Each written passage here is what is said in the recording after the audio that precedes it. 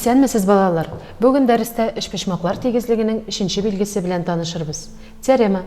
Әгәр бер эшпошмакның өч ягы тиңдәшле рәвештә икенче эшпошмакның өч ягына тигез булса, андый эшпошмаклар тигез була.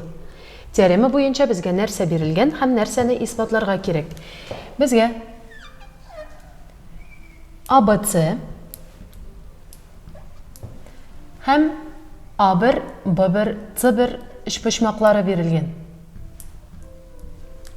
Бу эшпошмакларның тиңдәшле рәвештә AB ягы A1, B1 ягына, BC ягы B1, C1 ягына һәм AC ягы A1, C1 ягына тигез. Демәк, шушы шартлар үтәлсә, бу ике эшпошмак тигез була. Әйдәгез, исбатлавы белән танышып үтик. Исбатлау өчен салу усулын кулланабыз. A түбәсе A1 белән, B түбәсе B1 белән тәңгәл килерлек, C һәм C1 түбәләре A1, B1 турысына карата төрле якларда ятарлык итеп салыйк.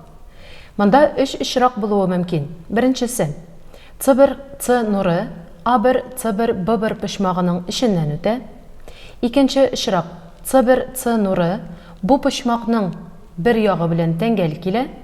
Һәм өченче очрак, C1 C нуры A1, C1, B1 почмагының тышыннан үтә. Беренче очракны тикшерик. B1, C1, C һәм C1, A1, C эшпошмаклары турында нәрсә әйтергә мөмкин? Теореманың шарты буенча A1, C1 ягы AC ягына тигез. Димәк, A1, C1, C эшпошмагы тигез янлы. Тигез янлы эшпошмакның почмагы үзлеге буенча нәтиҗә ясарга мөмкин. Димәк, A1, C1, C почмагы белән A1, C, C1 почмаклары тигез.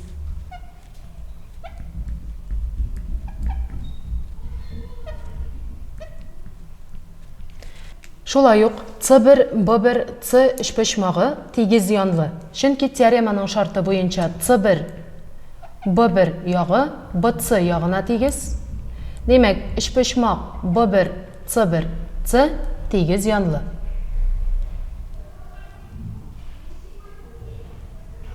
Тигез янлы эшпошмакның үзлеге буенча B1, C1, C почмагы B1, C, C1 почмагына тигез.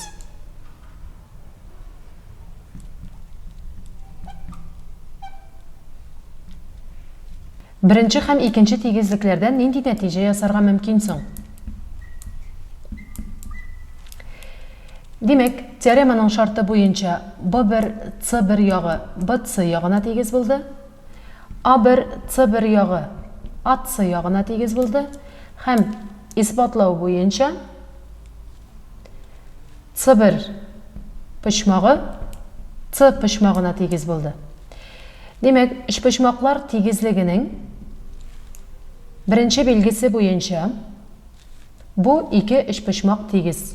ABC һәм A1, B1, C1 эшпошмаклары. Теорема исбатланды.